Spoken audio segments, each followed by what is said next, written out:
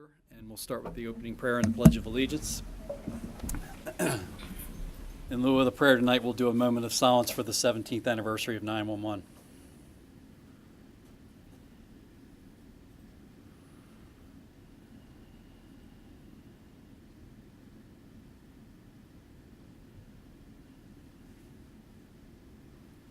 Thank you.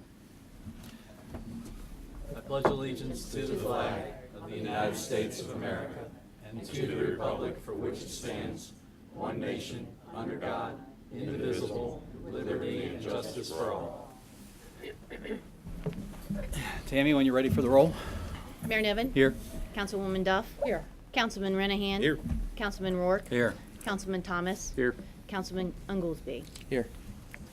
Minute approvals for the council meeting on August 14th. So moved. Second. Any discussion? All those in favor? Aye. Anyone opposed? Town managers report. Town staff attended the 14th partnering meeting last month. CJ Miller is installing the curb, gutter, sidewalk, and lamp post on the west side of Main Street from Hauksville Road to Northwoods Trail. This work should be completed in October. BG&E plans to supply electric to the lamp post on the east side the first week of October if they are not delayed by the upcoming storm. Paving crews should be patching the southbound lane within the next couple weeks. CJ Miller has scheduled the construction of the stormwater pond behind the post office for next month. Stormwater work can continue in the winter except when temperatures fall below freezing, so they can continue with that crew. As a result of the realignment of the BG&E high-pressure gas line, the sequence of construction has changed, which could potentially create a delay of the project in the future. Hampstead Overlook, which is the potential development on Hauksville Road. On August 27th, town staff and the Planning and Zoning Commission chair attended the county technical review of Hampstead Overlook. Neighboring county residents expressed different concerns during the public comment period. Unfortunately, inaccurate details about this property and its proposed development have been shared on social media. So we have decided to hold an informational discussion during the next Planning and Zoning Commission meeting on September 26th to address these concerns. The public hearing and the discussion of the concept plan have been postponed until the October meeting. For other projects we've been working on, town staff met with the owner of the property south of town that fronts off Garland Road again, along with her land surveyor, to discuss the options for this property. Town staff met with a new business, Daughters Cafe, to direct her in the process of opening her business at 1005 South Main Street. Town staff met with county staff to discuss sewer allocation to the Michaels property, which again is the property west of North Carroll High School. Town and county staff met with the new owners of a large parcel south of Cape Horn to discuss the annexation and potential development of the commercial portion of that property. After discussing the different processes that would be required in order to annex and develop, the property owner felt it would be better to stay in the county at this time in order to expedite development. He said that he may explore annexing at a later date if possible. With our finance department, the auditors they came to town hall today to collect the remaining items needed for completion of the FY18 audit. Cheryl has been working closely with them in the preparation of the FY 2018 financial statements. The financial statements must be completed and submitted to the state no later than October 31st. The Chesapeake Employers Insurance Auditor will be here on September 21st to perform the annual workers' comp audit. Public Works staff has been focusing on preparing for the possible storm, cleaning stormwater drains and facilities, fueling generators, vehicles and other equipment, and keeping the water tower levels higher than usual. And I'm sure you've heard, unfortunately, Tractor Supply Company has canceled their Hampstead store project, citing that it was no longer feasible. They shared that it was a pleasure working with the town and the county, but they wouldn't share any more details. But for good news, Michael's Steak and Lobster House finally, they have a building permit application. Their building permit application was submitted to the county and approved by the town for a change of use in the tenant space in Robertsfield Shopping Center for this restaurant. A few more requirements must be fulfilled for the county health department before the permit is issued. We have been informed that they hope to open soon. Questions for Tammy's report? I'll have one comment to that parcel south of Cape Horn, Tammi and I were talking before the meeting, and it's just one of these things that doesn't make any sense, where they want development in towns, But in order for that development to occur in town, you have to amend the growth area boundary, you have to amend this, you have to amend that. So it makes more sense for them to just say, here, county, go at it, and we don't get as much or any say in what that is developed. So, a letter for what it's worth coming to the Department of Planning. Let's see, we go on to oversight responsibilities. Marlene, Farmers Market. Okey-doke. Customer attendance continues to exceed our expectations this year. Right now, we are at 23,660 customers, and we were hoping to hit between 25 and 28,000 for the season. But rainy weather over the summer has had a negative impact on that. So we're going to shoot for as best we can. But we are still 4,417 customers ahead of last year, though. We're keeping an eye on Saturday's forecast, and since the market is open, rain or shine, we will be there. However, I looked after last week. The field was completely saturated, so I have a concern about the vendors driving on it and getting stuck. And Sharon has just texted me numerous photos of how good it looks. So we'll see what happens between today. Oh, it looks fabulous, she said. How it looks between today and maybe Thursday, and decide. Now, I did ask Chief Thompson of the fire department if he would consider allowing our vendors to set up on the paved area of the parking lot. So we'll see if we hear from him, and I'll follow up on that. Closing day, September 29th, is rapidly approaching. We will have Dee's Magic there, masquerade face painting, a battle of the bands, free cake, and a free tote bag for the first 50 customers who sign up for email notifications. I love these little visual aids. That's a nice bag. Our Christmas market also will be coming up Friday, November the 30th, to coincide with the town's tree lighting. And that'll be 4 to 8. And then Saturday, December the 1st, from 10 a.m. to 2 p.m. That's it. Thanks, good luck for the weekend. Thanks. Wayne. Our last Music in the Park event was rained out the first Saturday or September 1st. So of the 4 events we had this year, we were only able to have 2 of them. That was unfortunate. We're looking at changing the date to the 2nd Saturday in the month next year to not correspond with 2 of the holidays, and also going to move the time up to 6 p.m. so that we're not in the dark at 8:30. So a couple of changes coming up for next year. Hampstead train station will be raffling off another train set this year. And of course, the Hampstead train station's happy to present a Christmas farmers market again this year. We're partnering with St. John's United Methodist Church.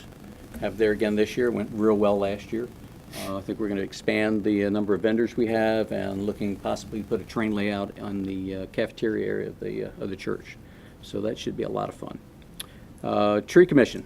Our fall planting, we're getting together on our meeting the 27th of this month to finalize our fall planting. It'll be on sugar maple. I'm sad to report that Ann Logston has sold her house and is moving to North Carolina, so we're losing her from the Tree Commission, so I'll probably propose another member for the Tree Commission. About ill timing, where in North Carolina? Fortunately, Tennessee, I'm sorry, Tennessee. Okay. Tennessee, I'm sorry. Thanks, Marlene. Tennessee. Yeah, I got that mixed up. I got North Carolina on the mind. It's next door. It's almost next door, yeah. It is in some places. But at any rate, she's settling on her house at the end of this month and will be moving the same day. So that's we're sorry to lose her, and I'll have a name or 2 to promote for the Tree Commission next month. And that's all I have. All right, Jim? Okay. Planning and Zoning Commission of Hampstead met on Wednesday, August the 22nd, 2018. First item on the agenda was a discussion with Dan Staley, who was representing Melanie Acres. Melanie Acres was scheduled to present their introduction of their final plan that evening, but had been pulled off the agenda, and Dan wanted to explain why. The stormwater management system that he had proposed, which he thought had been approved by the county's Bureau of Stormwater Management, evidently had not been approved. So until he gets the approval from the county, there's nothing we can do. We can't let it be introduced. So when he gets that all worked out, then he will be back to introduce his final plan. Next on the agenda was a request for new business and signage for that business. Michelle Lang is looking to open Daughter's Cafe at 1005 South Main Street, which is the office building at the corner of Main Street and Lower Beckleysville. The sign was within code and will fill an empty space on the monument sign on the corner there that promotes all the businesses inside. Mrs. Lang is looking to open a small farm-to-table diner/restaurant/coffee shop at this location. Coffee shops are a permitted use within the zoning district, which is local business, while restaurants are a conditional use, which means if she wants to go with the restaurant, she'll need approval from the Board of Zoning Appeals. They were working on that. Has there been a time schedule? She decided to wait and start out as a pastry coffee shop Okay. and then do a BZA later. Okay. If she does do the BZA and they do approve her conditional use, then she would come back to P&Z and get our approval for a restaurant. Final item on the local agenda was a request for new lighting at Hampstead Pre-Owned at 1111 South Main Street. Anthony will be installing 2 new light poles on the property, but during the discussion, we found out that they are on the rear of the property, which is actually county land, so he's got to go through the county to get those approved. But he is also switching out all the bulbs on the property to a more energy efficient and more directional bulb, so it will keep more light within the lot and off of the surrounding houses and buildings. So the lighting was approved. Price Wagner, as county update, informed us that the county's Trailblazer bus network was starting a new route consisting of Hampstead and Manchester stops on September the 10th. This route consists of 11 stops in the Hampstead-Manchester area. Then you can actually take it over to Westminster, where you could catch a different bus to go to different areas of the county. Some of the stops, or most of the stops actually, in our area are centered around our senior citizen population, including the Hampstead Village Center, the residences at the Hampstead High School, and the North Carroll Senior Center. This could be a very useful, very convenient way for some of those folks to get around town. If anybody's interested, I have a copy of the routes, the stops, and the times and everything up here. You can see me after the meeting. Or you can also find the information about that online at carrolltransitsystem.com. That's all I got. All right, thank you. Mr. Mayor, I forgot one thing. I forgot to thank the sponsors of Music in the Park this year. Hampstead Pre-Owned, Genova's To Go, Hampstead Auto Parts, Beaumark Electric, Douglas Harrell Agency, A Work in Progress Studios, and Hope Properties. So I want to make sure I mention those people for helping us out this year. Thanks. Thank you. Joe Parks. Okay, couple things. Program Open Space, Odin Kemp Park, train station theme playground. That is going to be the theme of our playground that we have over there, and we just received an electronic copy from the letter from the county, which is approved, and we'll need to complete the remaining paperwork and submit to the county for final approval on the project. Depending on when we receive the approval, the project may be pushed to the spring for the actual construction and installation. We already have concept plans, so we could forward them to you without any problem. Community parks and playground, the Hampstead Municipal Park, the basketball court. We received the Board of Public Works approval. We will need to bid out the paving on this project. So we're going to wait until spring to do this, to complete the RFP, so we can move forward. So we'll be pouring asphalt in the warm spring instead of the rainy and cold fall. Lastly, the War Memorial Park revitalization. Our application was submitted to the state. However, we will not receive any correspondence until May of 2019, and we have a concept plan for that also. Also, we're taking a look at the various walking paths at Chief Sites Park and also at Hampstead Panther Park. Evidently, we've had a couple complaints about some of the walking path coming up a little bit from tree roots and stuff, and we're getting on that with asphalt and doing what we can with that. All right, thank you. Dave, water. Okay, August 2018 average water usage so far was 362,000 gallons per day. September 2018 average water usage so far has been 379,000 gallons per day. Rainfall total for August 2018 was 10.2 inches. Jesus. I'm sure we all knew that. Rainfall total so far for September 2018 is 4 inches. We also have some good news to announce tonight. The third quarter water sampling for the MDE monitoring requirements were collected and delivered to the Enviro Chem Lab. And we came back, we had 20 tests, and 20 came back all below the lead and copper levels that the state puts in, way below. This is the first time, or actually we've been able to cut this 50% from 3 years ago. So we're very excited about that, and hats off to the water and department there for their help with that. Does that have something to do with the new water main, possibly? Possibly, but we implemented a new procedure in the pump houses, tracking when we clean our chemical tanks, and knowing when they are due before they tell us they're due, and it has shown results. It's a program that we're running, and we plug the dates in, and it seems to be working very well. Excellent. Excellent, yeah.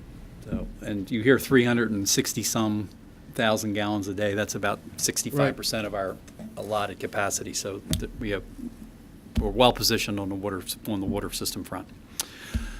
Chief Snyder, report number 2 of your illustrious career.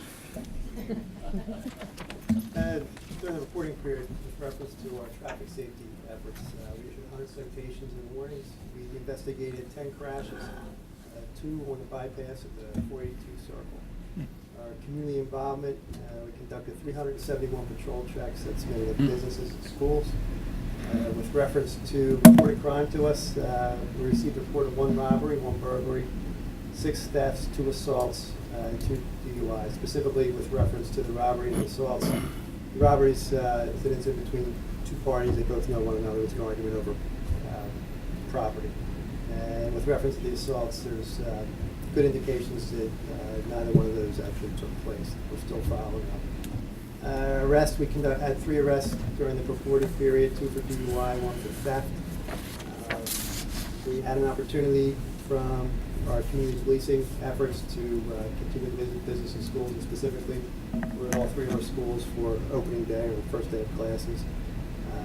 Just a reminder to everybody, school is open again, so the school buses, school zones, everything should be taken into consideration. We had an incident last week over in Robertsfield. Everything worked well. We had an alert resident that gave us a call. We were able to make an apprehension of somebody that had gotten into several cars overnight. Just a reminder, though, please lock your cars at night. Even though this one worked out, lock your car doors. That's all we can say. And the last thing I'll just add in there, we are currently recruiting. We have 3 positions opening. We're accepting applications until the 28th. So if you know anyone that's interested, now's the time you should fill out an application. And through the website, it's relatively easy to do it and get the information to us. That's all I have. Questions for Chief Snyder? Thank you. My report, it's hard to believe we're inside the last council meeting, was the fire carnival, and Kevin works that candy wheel, and I volunteered a couple different nights, and I know my back and legs are stiff and sore, and he does it for 6 days. So my hat's off to everybody who volunteers and then goes and works their real job and comes back the next night for 6 nights in a row doing that. It's such a benefit for the fire department, and it's such a benefit for the town in general. So well done. We had a Carroll County Mayor's meeting. We hadn't had one in a while. Last week in Westminster, we all got together and just talked about topics of general interest and the upcoming election and who are, how we're going to reach out to 2 of the new commission members at least, and continue to work with the 3 that look like they're continuing on. Next week, we have the entire Carroll County Maryland Municipal League and all the 8 towns here in Hampstead for a meeting on Thursday night. So we're looking forward to hosting that as well.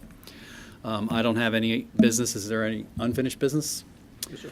On to new business, which is an award of a contract for paving and patching of various town roads. It's an ongoing issue every single year. We had a request for proposals, and the low bid is from MT Laney and Company in the amount of $114,130.70. Make a motion to accept the bid from MT Laney and Company in the amount of $114,130.70. Second. Any discussion on the bid? All those in favor? Aye. Anyone opposed? All right, simple enough. All right, excuse me, Tammy, this falls to you. Discussion and approval of increased advertising fees for the Board of Zoning Appeals case applications pursuant to Chapter 135-276 of the Code. We were asking to increase some of the application fees. For this reason, we obviously don't charge enough to cover the cost of our BZA hearings. We charge a $100 flat filing fee plus $90 advertising plus $6.67 per certified letter to adjoining properties. In a Northern News, which of course is the lowest possible rate to advertise, that costs us $170 to advertise. So we don't come close to cover the cost of the BZA staff or even, our cost to prepare everything and everything that needs to be done. So we were asking to increase, how did we word this? We were wanting to increase the advertising costs in a sense that it's more appropriate to how much it costs. Right now, Northern News, again, $170, but he doesn't always print a paper every week. So if we have to advertise something, if we have to advertise a BZA hearing, it has to be advertised 2 weeks before a meeting, and we have to use Carroll County Times, it could cost us $300 to $400 to advertise in Carroll County Times. So we would like to word it in the sense that it would cost, the advertising fees would just be equivalent to how much it costs, whether it's $170 or $300 versus where we need to advertise it. Because right now the code doesn't state an exact cost. It just says a filing fee shall accompany each application for an appeal to the board as may be determined by the mayor and council of the town of Hampstead. So there's not a dollar amount in there. My suggestion would be that you create an ordinance and put in the changes you'd like to see. That or doesn't the code just refers to as directed by us. I don't know that we need to put it in the code. We just need to change what it is that we're doing outside the code. Right. Make it simple. I mean, we have some places that charge as much as $500 for So what a are BZA. some of the towns? Some other charge? towns, Yeah. where we have, What's the code say now that you have there? it says, a filing fee shall accompany each application for an appeal to the board as may be determined by the mayor and council of the town of Hampstead. Because right now, Westminster charges $1,500 unless it's a residence or a daycare, and then it's $300.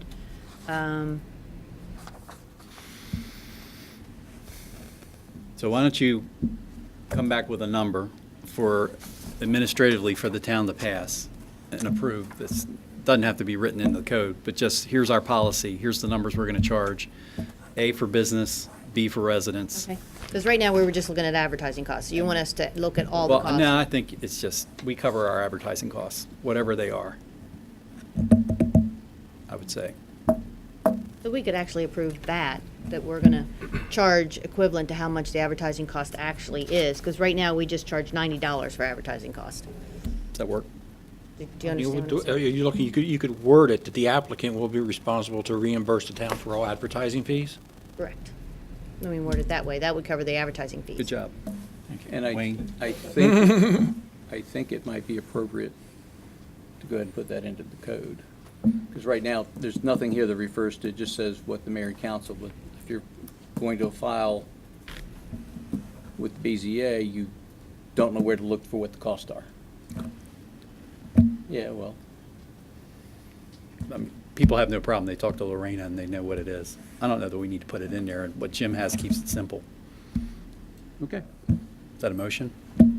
Sure. Want to read it again? Applicant will be responsible to reimburse the town for all advertising fees. Is there a second? Second. Any further discussion? All those in favor? Aye. Anyone opposed? Simple enough. So Mayor, you're saying come back with, No. No. no, Now this you- is good. This is good. All right. Jim cut me off. Discussion of street trees and sidewalks. Wayne? Okay, I had this put on the agenda. I wrote up a nice little dissertation for you guys to read. I won't bore the world by reading the whole thing, but basically it was to increase the tree commission's budget. Right now, the history's been in the town of Hampstead, we had all these developments built. We'd required the developers to put street trees in. The street trees are actually in the town's right-of-way. We made the homeowners responsible for the trees. We made the homeowners responsible for the sidewalks. Since the 80s, those trees have grown up now, and they're starting to impact the sidewalks. And it seems to be the homeowner's solution is to cut the tree down.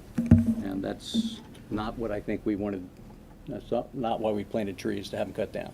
Neighborhoods with trees are much nicer, and they do a lot of good for the town.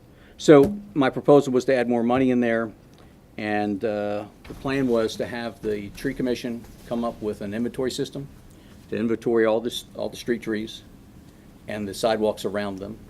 And we could expand this inventory to include the sidewalks in the whole town. And the reason we want to do that is that sidewalks fail for other reasons other than trees. And as long as, from what I've learned at our MML classes, as long as you have a plan to manage the maintenance of your sidewalks, it reduces your liability. And so this would go a long way to help the town with its liability issues with respect to sidewalks. We get a better inventory. We want to inventory our trees and get a tree canopy done.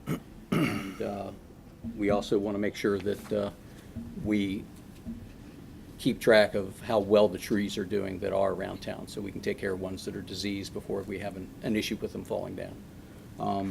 I've looked at some other towns. I reached out to MML. A lot of other towns went out and hired consultants or worked with the University of Maryland to have these inventories done. I'd like to get a procedure set up, an inventory, like a spreadsheet or something, come up with some ways to track it, discuss it with the tree commission, and come up with a way that we can track these trees that's easy and simple, and that way, and you're probably using GIS so that we can know exactly where the trees are, and we can track everything from now on, so that in the future, we'll have this for the whole town. So that was my proposal. I think the benefits are we're going to have better management of our trees, better tracking of our sidewalk defects, creation of a sidewalk maintenance database, reduction in liability. Sidewalk database can be expanded for all the town sidewalks, and a improved relationship with the property owners. So, I would like to make one comment about liability for sidewalks. We have had an issue just recently where someone tripped on a sidewalk in Robertsfield, tried to sue me personally, Kevin personally, the town. But because our code states that the owner or owners of every property with frontage on a public street situated within the corporate boundaries of the town of Hampstead may be required to construct or repair at the expense of said property owner or owners, talking about the sidewalk, but it also says that the owner or the property abutting the sidewalk is responsible, to sum up what the council, so what's written in the code covers our liability for the sidewalk. I understand that. We also have other sidewalks in town that, Yeah, our sidewalks. yeah. Okay, so you're talking about the tree that goes from the curb to the sidewalk, and that's it. That's the only trees you're talking about, Yes, right? sir. Okay. Those are the trees that are in the town's right of way. Okay. Now, if a homeowner, let's say if it's my house and it's in front of my house, and I'm going to give you the question that everybody's going to give you, or a lot of people in this town are going to give you. If I want to cut it down because it's bringing up the sidewalk, and that's the resolution to it, why can't I cut it down? Well, first of all, you're supposed to get permission of the tree commission to cut the tree down, because it's a town tree. And it's not always the fault of the tree that the sidewalk. But you don't have any liability. See, you're not on the hook for the liability. If they trip in front of my house, they're pointing the finger at me, and they're going to sue me. They're not going to sue you. See, that's what's I understand what what you're people are saying. going to go back and forth about. See, as far as the horses out of the barn, as far as the trees are right now, on these plots that you're talking about from the 80s and the 90s, the sidewalks coming up.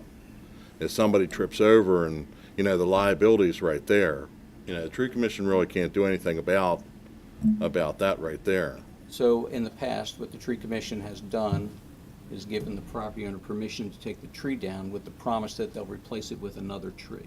And see, this is what really this is also what gets, because see, you get a lot of trees and everything. There's a replanting. You do a replanting every year. You're always replanting, and that's no problem, just as long as another tree is planted in town somewhere. You're replacing trees all the time. No, actually, we're requesting that they replant a tree in the same location, Why is that? because it's a street tree. Some of the trees, What is the- some well- of the trees that were planted were not, shall we say, the proper variety to coexist with sidewalks. But then again, that's the homeowner right there. What if the homeowner doesn't want it? And so what happens is that in those cases, the tree has got a big ball at the bottom that disturbs the sidewalk. Uh-huh. The other problem we have is a lot of the sidewalks that were built here in town were not built to code. So Okay, they're not as thick as they're supposed to be. right. So that's another problem. But see, But the issue is, the tree commission in the past has asked the property owner to replant a tree in the same location. And if you pick another tree that's not intrusive to sidewalks, that doesn't have the same girth as the tree that was removed, then that solves the problem. We've had that on a couple of streets over in Roberts Field from the early 80s or late 80s. Some of the first streets that were put in, they planted whatever tree they wanted to. Then the tree commission came along and specified what trees were the best ones to be planted, so we didn't have that problem. I think this is an overreach on tree commission, you know, especially when it's in front of somebody's house. It really is, and I think you're asking a lot of a homeowner. Well, So, that's the way the code's been, so. yeah. Now, the one thing they And- do need to I ask. think you'll Let's- run into a lot. Let's talk of about problems. numbers. We've got hundreds and hundreds and hundreds of trees that have been planted in neighborhoods. Yeah. We've only had a couple dozen that have had to be removed, to my knowledge.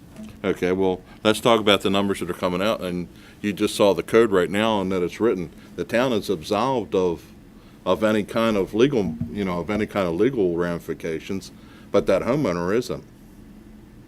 You know, if something happens. I understand that. And part of what I was proposing was that the town share in the cost of replacing the sidewalk. It's, Try to make it more palatable for the homeowner. we got to figure it out, and part of it is additional allocation of money and capital money, and both capital and operating money. So I talked to Wayne, and I said, this is something as we go through what are we going to be in, the 2020 budget next year? Yep. That we should consider all this and roll it into that budget, or make a decision we're not going to, and how we're going to deal with trees within the context of that financial discussion. But I do think anybody who's raised an issue related to a tree, the town has never stopped them from taking that tree down. Right. Well, basically, they do need, because it's a site plan, that tree was part of the site plan. So the zoning administrator, which is myself, they just need to get permission to change the site plan, which is what they're doing. But if the tree is damaging their sidewalk and causing them a liability, I don't see any reason why we wouldn't give them permission to cut it down. In other jurisdictions, they charge you a front footage tax to cover the cost of replacing your curb, gutter, and sidewalk and apron. So we just, here in Carroll County, That's do it differently. Anne Arundel County pretty much That's only right. that does that. Yeah. Wayne, question for you. What about sidewalks that can expand for the tree roots? Do we have any stuff on that, or Nope. different materials? Or I'm not that'll- familiar with that, but one of the things that we're looking at, the tree commission, is finding ways to make sidewalks coexist with trees. You know, a way to save the tree, replace the sidewalk, and not have it heave again. There's a lot of varieties out there that don't have the expanding base, that are more tall and skinny, that are more compatible with sidewalks. That's what we should be looking at. Yep. All right, thank you. You're welcome. Ordinances and other new business. Ordinances and resolution, we have one, which is the introduction and adoption of Resolution 218-03, which is a resolution regarding the general obligation bond for the Main Street revitalization project related to lighting, which is a $651,000 bond for the cost of all those lights that Make are a on. motion to introduce and adopt. Wasn't even finished. Okay. It's a 15-year straight line amortizing bond. Second. All right, motion made by Wayne, seconded by Dave, because they're tired of me talking. Any further discussion? All those in favor? Aye. Anyone opposed? Thank you. You just get excited over amortization. No, it's a banker thing, yeah, I'm sorry. So, basically, we've got a bond coming off the police station next year, and this bond will go on, so it really won't make a difference in the expenditures of the town. So, a little long-term planning, which has sometimes a tendency to work out. Public comments. And I know that maybe a few of you are here for Hampstead Overlook, and Tammi mentioned it in her comments. We have the Planning and Zoning Commission meeting, not to take you away from the elected officials, and you're welcome to come to any meeting. But they're going to be discussing it on September 26th. I think Florida Rock Properties has volunteered their environmental person to come in and talk about the plan. Please keep in mind that it is only in concept at this point, so there's still concept that we will have a public hearing on in September, which is voluntary by the... October. I'm saying September is the one that's voluntary that they're coming in to discuss. October, we will have another public hearing in the concept plan phase. Then they will go through the preliminary plan. In the preliminary plan, there's another opportunity for public comment. And again, in the final plan, there's another opportunity for public comment as well. The earliest that they could get approval for this would be May, June timeframe of next year. And then they've got to put public works agreements and letters of credit at risk. So it will be next summer before, if and when, any dirt moves. Please keep in mind that we're only in concept at this point, and there's a lot of misinformation out there on social media. There's good and bad to that, but there is a lot of misinformation. I think the town has a very long track record of doing long-term planning very appropriately, and we don't cut corners, and we make sure that everybody takes every step that's necessary. I mean, Wayne and I have been here long enough that we remember those days when, you know, he talked about sidewalks not poured according to code. I can remember inspection reports talking about how it was sunny and 95 degrees and didn't have anything to do with what was going on with the subdivision and the inspections thereof. So I think as a town, we've come a long way to that in that regard. You know, I understand that change represents can bring anxiety, but you know, the town has, as I said, a long track record of only looking at adding new development and making it an asset for the community in general. So, but if there are any public comments, I'm here. There's one. Yes, sir. Unlabeled is probably the one always that brings the comments, but I had a question. Yeah, I know, but you got to You want me say. to come to my- No, Well, actually, you could move forward so we can. I Yeah. can certainly move forward. And name and address. That's the other thing we like to have, Carl. Name Carl Mock, 411 Houksville Road, Thank you. north. Just wanted to bring up a question, and I realize you're going to have that separate meeting. Is that going to be posted? The meeting? Yeah, how will that be advertised? It's already been posted on Facebook, I do believe. Right, and- it's not a public hearing, not a- so it yeah. doesn't need to go into the newspaper, but it'll be on Facebook. It's the agendas on our It will be town on the website. website? Yes. Okay, and it will not be in any of the papers? No. Okay. The key question that we have, or at least I have, and I think I can speak for some of my neighbors, when that property was rezoned in June of 2016, and we all sat here, some of us, most of the same ones that are here, we were dealing with an industrial park with an access off the bypass and with no access to Houksville Road. Okay? Now, for a plethora of reasons, that access to the bypass was not permitted. We don't need to go into it here. The only comment that I will make, and I know that maybe there's some that think we're blowing this out of proportion. I don't think we really are, because the onus for the access to that development has been taken off the bypass and moved to everybody that lives on Houksville Road. And frankly, I think that's a transfer of onus to every resident on Houksville Road, within the town, and those of us that are outside the town. And I hope that you all can appreciate why we feel that way. Because I don't think that's fair right now, equitable. I absolutely can feel how you think that way, and Okay. it's a concept plan, and stay tuned. Well, that's my only comment, but I think it's a primary one for many of us. Ours too. And, from the traffic studies I've seen from November of 2017, opening 4 spaces down here by the funeral home isn't quite gonna cut it, so, thank you. You're welcome, Carl. Thank you. Other comments? About anything? I don't know. Janice? Hello, Janice Hanson, 4706 Park Court. One of my reasons for coming tonight was an abandoned vehicle on Hillock. And I met the new Chief Snyder, and I went over my problem with him and what I've gone through up until this point. And he has assured me that he is going to take a lead on the problem, and and I just wanted to publicly thank him. You're welcome. That's it. You're not allowed to have unregistered vehicles sitting on a public right-of-way. Well, this one happens to be registered, but it's flat tires, out of state license, 2 months, 3 months. He'll be on it. Yeah. Oh, and one other thing, just to make sure I have this correct. The trees.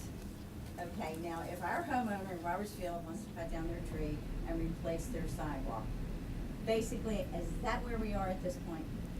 If the homeowner wants to cut down a tree between the sidewalk and the gutter, they're supposed to call Tammi to get approval to do so. And hopefully while they're doing that, replacing it with a new one. That's how we stand. Yes, how we stand. That's what's in the code book today. Gotcha. All right. Thank you. Good. 2 comments. Now a third. Man, busy night. It's a busy night. Busy night indeed. So, my name is Jason Helton. I'm the town's representative on the Carroll Cable Regulatory Commission. Just wanted to let you guys know, I'm trying to preemptively engage Comcast. I know a lot of people have complained to me in recent weeks and months of Comcast's podiums being opened and, you know, allowed access to the elements, essentially. We're getting a lot of reports of less than ideal service at people's homes, at least in the Robertsfield community, I'm sure elsewhere. Just wanted to put it out there that if you do happen to see a podium that is open, if you can reach out to me, the town knows how to get in touch with me. Happy to report that to Comcast. I would love to get a list of all of them and send it to my contact over at Government Relations and make them come out here and fix them all. So just trying to be a little preemptive. So. They do respond to pressure, absolutely. They do. And who is our government representative these days? Because it's changed now twice in 2 years. It's changed now twice. You know what? I don't even know his name offhand. Is it still, it's not Berkey anymore in Frederick, is it? No, I don't believe so. Okay. But I have his contact information at the office. I don't have to engage him very often, but when I do get results. So, you know, please reach out to me if you do see anything that is in errors, and we'll fix it. If you're on your way around town, Kevin. Yeah, we've turned in quite a few. All right. That'd be good. Thanks. Appreciate that, Jason. Absolutely. Any other comments? Gene? I was at the county meeting on this Hampstead. I know you, but you should say who you are and where you live. Sorry.